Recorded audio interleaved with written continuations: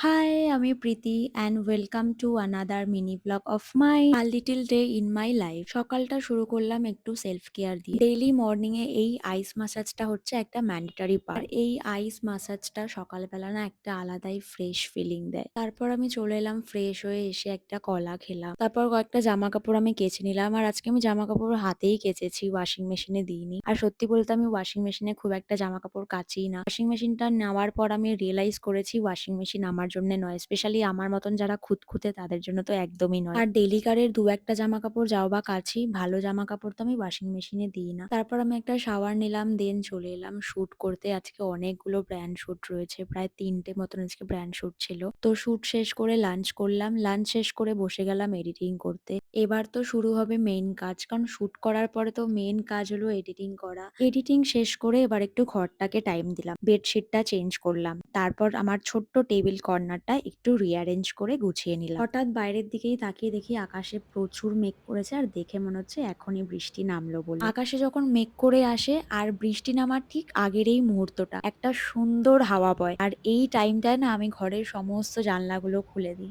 এত ভালো লাগে হাওয়াটা। আর এরই মধ্যে শুরু হয়ে গেল মুষলধারে বৃষ্টি। আর আমি না বৃষ্টি হলেই আমার গাছগুলোকে একটু বৃষ্টির জলে ভেজাই। কারণ বৃষ্টির জল পেলে না গাছ আরো সতেজ হয়, সবুজ হয়, আরো ফ্রেশ হয়। একটু ওয়ার্ক, একটু হোম রিসেট আর শেষে আনএক্সপেক্টেড বৃষ্টি। আজকের দিনটার শেষটা যেন একটু অন্যরকম সুন্দর। আজ তবে আসি, এরকম ছোট ছোট গল্প নিয়ে আবার দেখা হবে।